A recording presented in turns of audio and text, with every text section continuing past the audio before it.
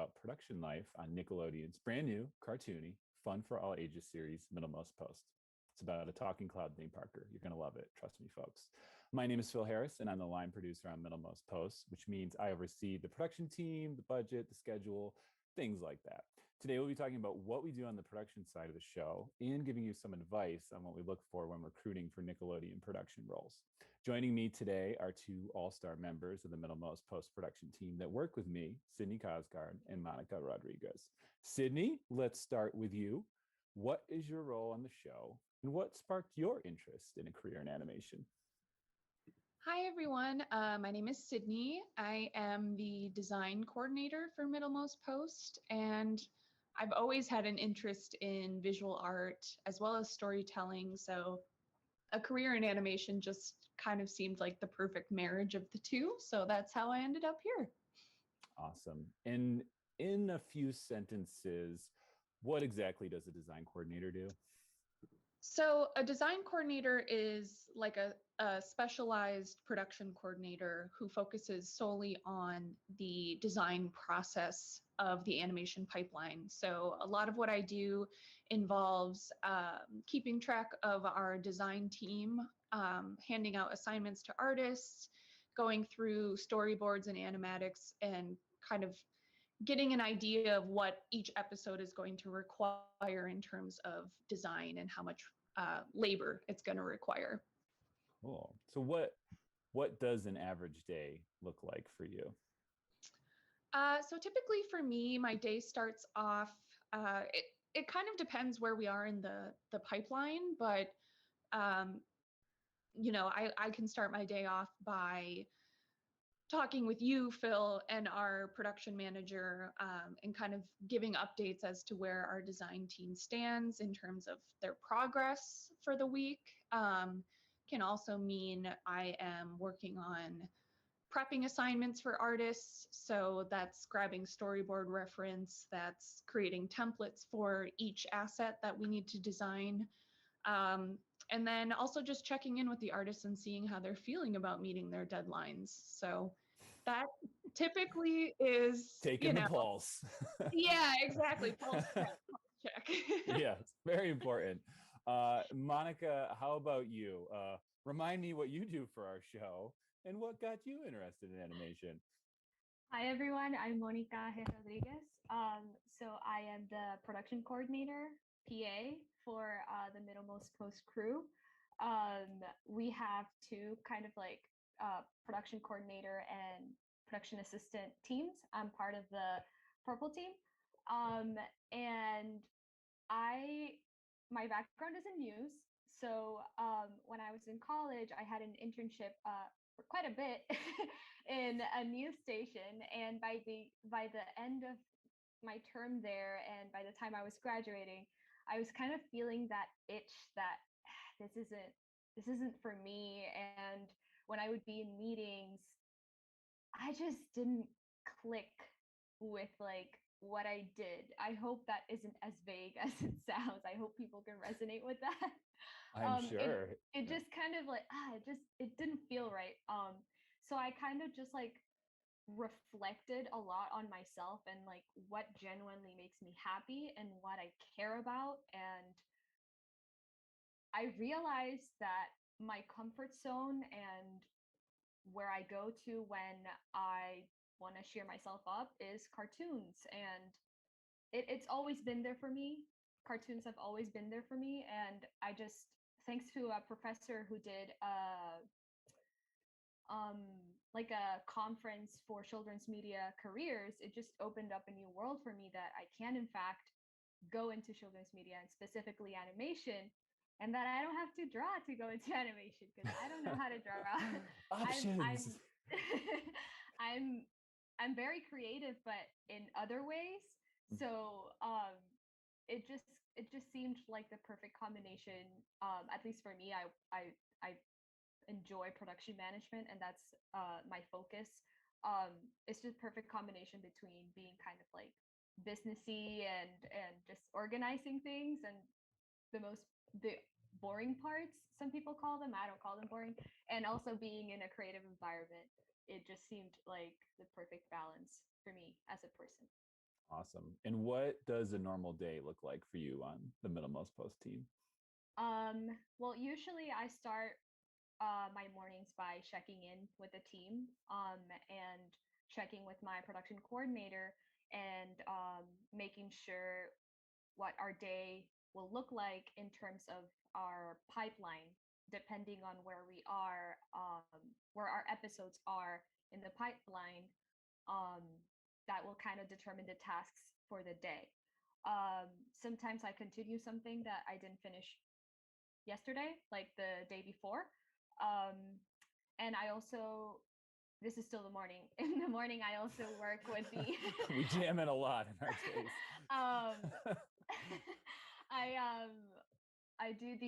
I work with Sydney, and I help her distribute the designs that have been approved or have feedback, and then I usually have 2 to 3 meetings a day, and I make sure which ones I have to take notes for and later distribute.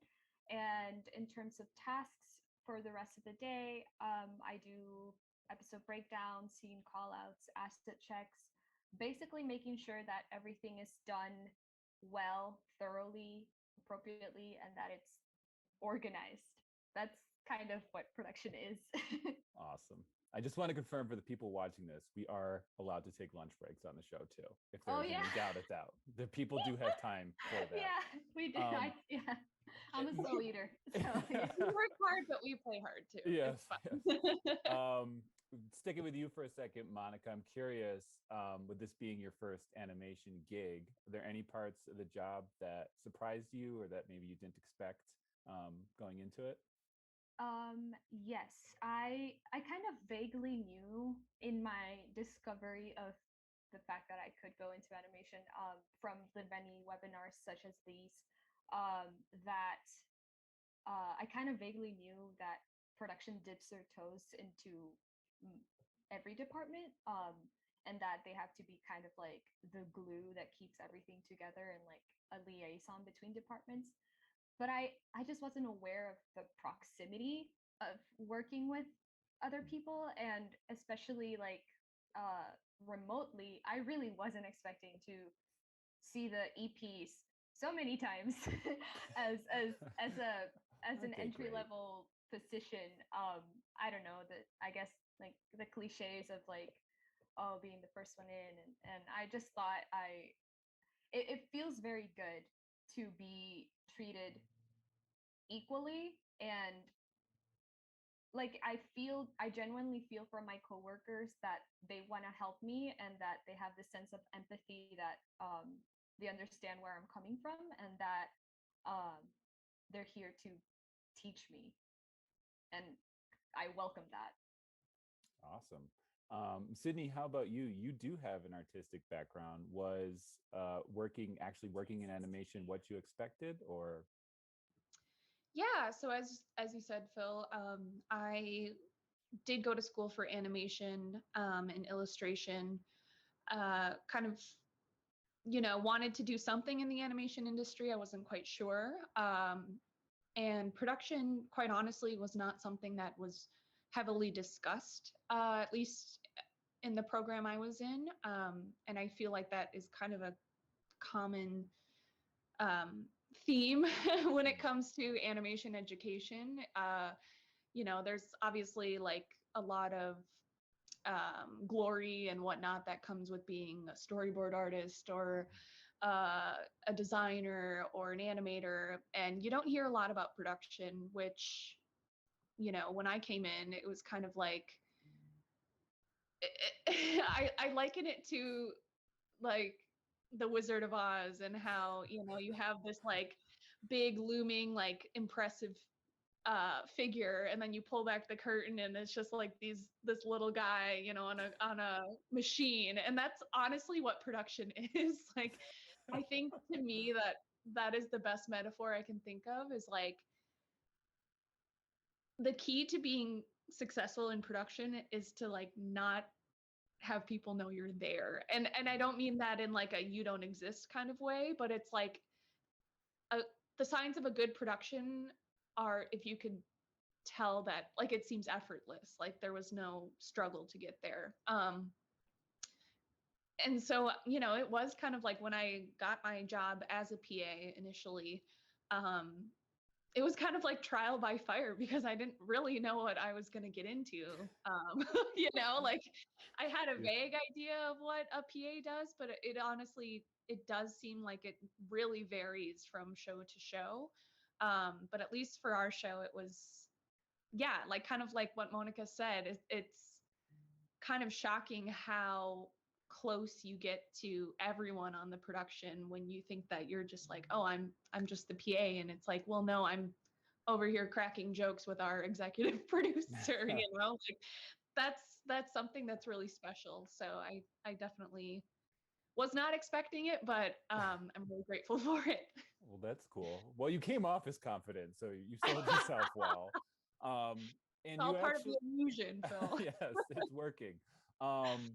And you were actually, as you mentioned, you started as a PA. You were promoted a little while back. So A, thank you for being awesome. But B, what do you think helped you get that promotion? What skills did you pick up as a PA that you felt helped you and would help other people to know? That is a great question. I think that the key to being a good link in the production chain is being a team player. I mean, I know it's cliche. I know it sounds like, oh, of course, you know, you have to be a good team player, but that honestly, I think was the key to being successful, was being someone who was reliable and trustworthy, and someone that people felt like they could go to whenever there was an issue, or just being a friendly, personable face to production, I think is a really key factor, as well as being super proactive, being a smart thinker, trying to come up with solutions to problems or foreseeing potential problems and trying to you know, steer the ship away from the iceberg as it goes. So I think, you know, a combination of those skills I'd like to think were helpful in helping me get promoted. But yeah, I mean, just being a genuinely good, kind, helpful person, I think goes a long way. All pluses when considering promotion. Don't be a jerk. Kind, wonderful person, not a jerk, works really hard. Check, check, check. How about you, Monica? What, since you've started in animation, what skills do you feel like have helped you navigate work and be a kick butt PA? Kick butt PA. I think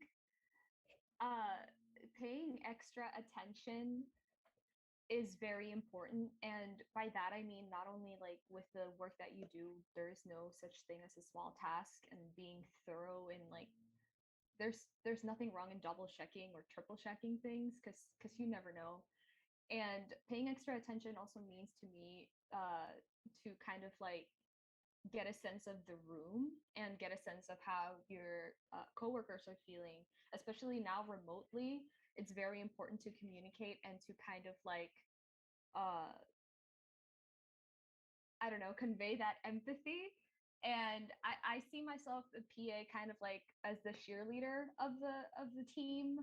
Like we're there to support and to help and to make sure that they know that you're there to help. Something else is asking questions. I don't know why people are afraid of asking questions. Just if you are afraid, I can understand to some point, but just, you know, there really is no such thing as a stupid question.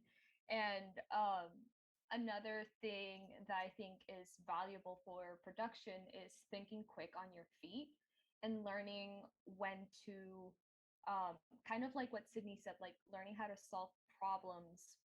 And I think it's important to figure things out on your own, but also knowing when to ask for help and how to ask for help, not being like, ah, just like, cause you know, kind of connecting to what Sydney said, it's a good production if we're not noticed. So it's important to just kind of like not what's that thing, like, I don't know if crying wolf is a good, just kind of like not freak out and keep your composure is also important, even if you if you're not confident in something, just try your best. Well, 100% to both of you. I mean, as person who's hiring both of you, I'd say that is something I look for specifically as people. I think what you're both talking about is having some like resilience. Like I look for production people who are the calm people in the room, the ones who aren't stressed when things are a little late. That's really important.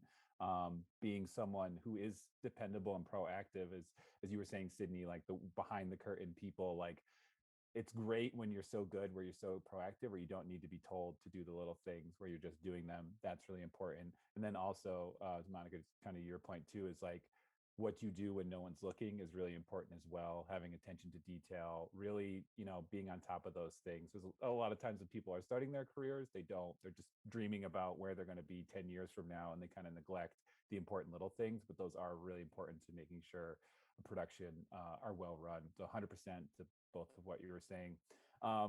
Monica, give us some dirt. What's the hardest part of your job?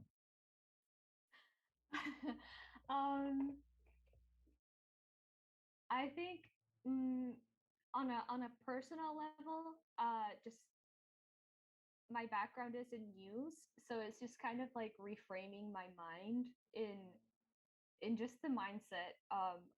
I think it was a professor or someone, one of my mentors in news.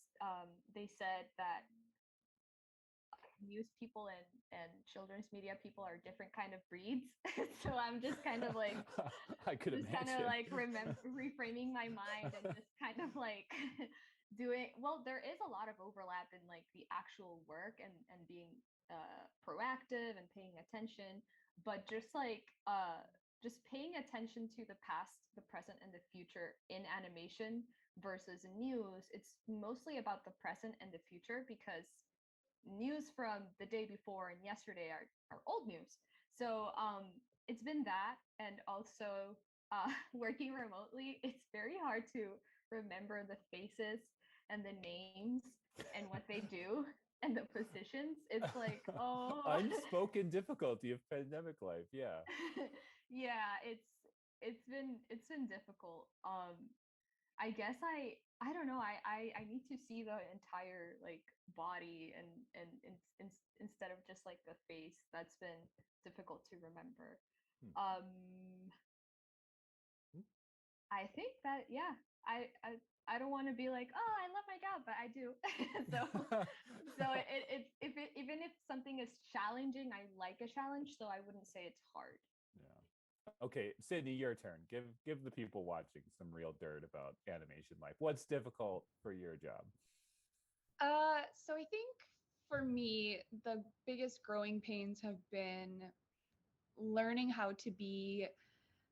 My job involves a lot of advocating for a group of other people, which is not something that I've ever had to do in previous jobs that I've had. So as the design coordinator, I, as we mentioned earlier, do a lot of pulse checking. And I'm kind of like, I almost feel like I'm the diplomat coming to the table, coming to Phil being Representative like, Sydney is here. please, sir, can we have one more day? What about half a day? Yeah, exactly. Bargaining, Yeah. right. So that's been a bit of a learning curve for me, is just learning how to not only speak for my own needs in terms of, managing my time and my labor or my work that needs to get done, but also managing 10 other people but also need their work-life balance kind of advocated for in a certain regard. So so the second part of the hardest part of my job has been kind of piggybacking off of what I was saying, is just kind of knowing I've almost had to become like a calculator in my mind, and kind of knowing how much work each artists can handle like per day. So I'm kind of saying, okay, we have 20 new character designs that need to be done. Well, I know that this character designer can do 5 in a day or whatever. And so just kind of finding the confidence to say without a doubt, like, I almost feel like I'm placing bets on them, like being like, yeah, they should be able to do that. That's fine. That's taken a little bit of a little time to learn how to do properly. So cool. And that's an area where I'm sure the artistic background has helped a little bit, is having a better sense of, okay, this giant painting of this forest might take an extra minute. Awesome. Yeah. Well, let's go back to the rainbows and warm fuzzies. Sydney, what's been your favorite part of the job so far? Honestly, I mean, believe it or not, I've never met Monica. I've never met Phil. I've never met anyone on our show, because we all started, in person. We had talked before today. First time I've ever seen Phil Harris in my life. We have such a great rapport. In person, because I was hired at the beginning of the pandemic. So I have only ever worked remotely. And I think that's the case for a lot of our crew. But I mean, it's kind of amazing to me how well I've been able to connect with everyone, and not just the production team, but, you know, the artists, the storyboard artists, everyone on our crew has, there's just such a good culture and, I guess, rapport between everyone, even though, you know, we're all kind of in this unfortunate situation of not being able to like actually exist in the same space. So that honestly has been one of my favorite parts of working with everyone, and just getting to work on like such a positive show during a really tough time for a lot of people, myself included, has been just I can't be any more grateful than I am. Awesome. Yeah, it is fun working on a cartoon about a super happy cloud. It does help in the world of books. Keeps rainbows and all that. Yes. You never gets tired looking at a rainbow. Monica, how about you? What's been your favorite part about working for Nickelodeon so far? I don't want to like repeat what Sydney said, but kind of like repeating what Sydney said. I kind of mentioned it before, but everyone is so it nice, and when people say nice, it's not that they're just polite. They're genuinely considerate. Like they're considerate towards other people and how they work, and working remotely. And I don't know, as a person, I value that. That's one of my values, being considerate and honest and empathetic.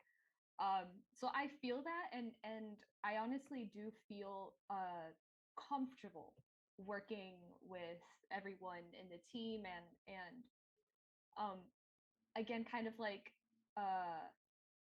being a PA, it's nice that people genuinely want to know about me, and not just like, oh, they're just like, because I don't know what idea I had in my mind, but I don't know what I see in movies, and just the cliches, like you never know until you're there. So that's something that I really enjoy. And being in a creative environment, I don't know, I graduated last year, and university is not really creative. So like it's been nice because it's like, oh, bomb drop. Oh no, I just meant like, it's been so much like work and like like writing and being around color and fun. It's nice because I'm creative, and it's kind of like working on a cartoon also kind of like gives you like, being able to smile while you work is a blessing to me. Like, and also like, I don't know, feeling emotions, because like the other day I was working on a breakdown, I think, and I cried because it was just so wholesome. I don't cry for sad things. Like I cry with the wholesome like Wow. moments. So it was just like, oh, this is so cute. And that's nice. It's not monotone. That's what I was trying to say. Mm. It's not a monotone environment, and I love that. Okay. And I guess a good question people probably wonder, Monica, you've landed the elusive first job in the industry. What do you have any advice that you would give to someone else trying to get and break into the industry? Um, yes, I just pay attention and listen to actually what the people who might hire you or the people who work with the person that might hire you are saying. Like pay extra attention to what they look for, because it's not always that you have to have like 10 years experience starting out. There's a lot of jokes about that. It's not that. You just have to be very attentive to what they look for, because sometimes when they say that you're not a fit, it's just that you don't, there's no chemistry, maybe. Not necessarily that you're not good enough. No, it's just that there's not really like that chemistry. So pay attention to the people you feel that sort of connection to the teams that you feel that sort of connection, and believe in yourself, and don't think that you can't do it. Like don't give up. If and also okay, don't give up. I'm gonna take a beat. I might restart that. Nope. Okay. Don't give up, and cry it out if you need to. It's okay to cry. It's okay to We cry. all need a good cry. Yeah, it's okay to cry. It's okay to take a break from full-time job applying. It's okay, but just pass the chapter, pass the page, and just keep going, and believe in yourself that you can do it. Honestly, if they don't hire you, it's their loss. That's kind of like what you have to tell yourself. Yeah. And yeah, just keep at it, and Yeah. go to events like these. Well, that's good. Yeah, I mean, I'd say, keep trying. Like what we talked about earlier, emotional resilience is really important. It's not supposed to be easy, but you got to be able to keep going when things are a little tough, for sure. Sydney, let's talk to you. You're the grizzled veteran here. What advice would you give someone trying to break into the industry? Oh yeah, grizzled veteran. I like the sound of that. You've seen some stuff. A whole year worth of honestly, I think a huge part of it is just being genuine to who you are as a person. I think is honestly one of the best things you can do for yourself. It's easy to get wrapped up in things, being like, oh well, this is what they want me to be, so I'm going to, I'm going to go against who I am as a person to try to seem like I'm X, Y, and Z. I think that as long as you are genuine to who you are, you're being the best version of yourself, and your work is going to show for it. And honestly, I think one of the biggest things I learned was just to be eager and open to learn everything, whether or not it actually pertains to, your career path or what you're focused on achieving in the future. You never know like what little nugget of truth is going to get you there, or, give you an edge. Like I know for me, my path to the animation industry, and I think this is the case for a lot of people trying to get into the industry, is it's not always a linear path.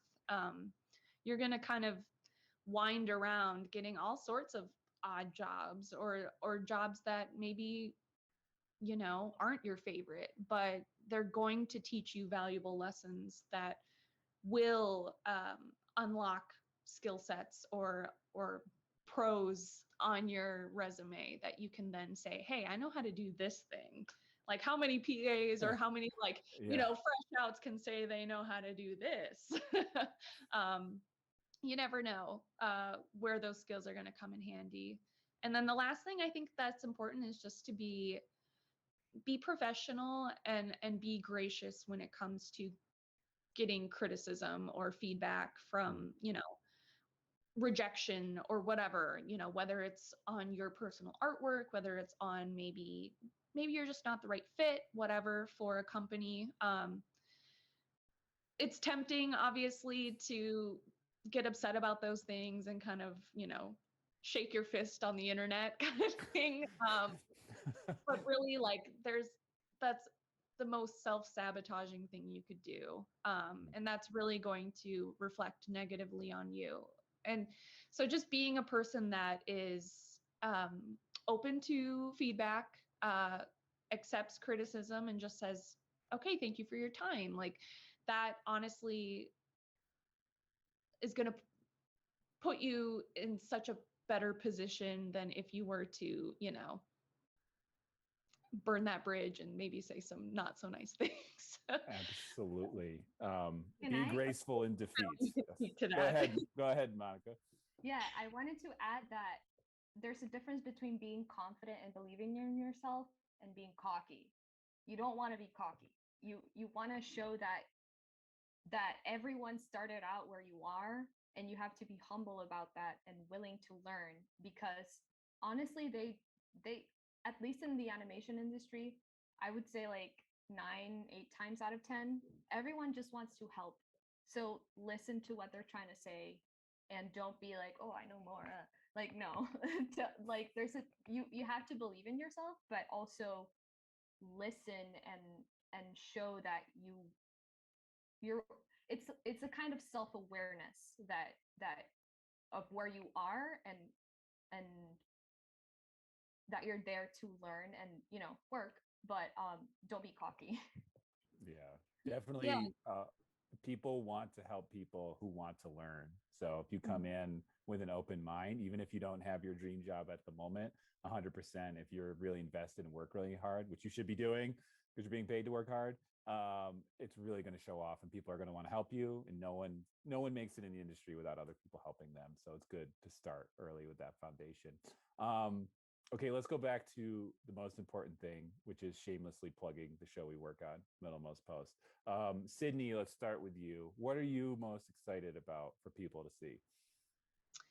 Honestly, I think we have such a big world that people haven't, our audience hasn't really gotten a chance to see yet. And so I'm just excited to explore the rest of like what Mount Middlemost and Somewhere City and all of those places have to offer. Especially too with, there's a lot of characters that our audience hasn't met yet. And some of those are well into, my list of favorites. So I can't wait for everyone to meet them, because they're full of, they're full of heart and comedy, and it's a lot of fun. And then the second thing that I am most excited about is just, for our audience to get to watch Parker enjoy the joys of being a kid and just discovering things for the first time. I know I myself have kind of been able to live vicariously through Parker and relive some of those like precious memories from when I was a kid and first experiencing something. But the fun thing about Middlemost Post is we'll take it to the nth degree. We'll ramp it up to the extreme. Parker is all about extremes. So I think it's a fun way to sort of see childhood through a different lens. Awesome. Monica, how about you? What are you excited for people to find in Middlemost Post when they watch it? Again, also the characters. I just in a metaphorical sense and in like a literal sense, there's a lot of colors in that show. And everyone is there's so many different colors and personalities, and it's also really funny. I love the play on words and on things, and just like I like little detailed jokes. So I really like the show.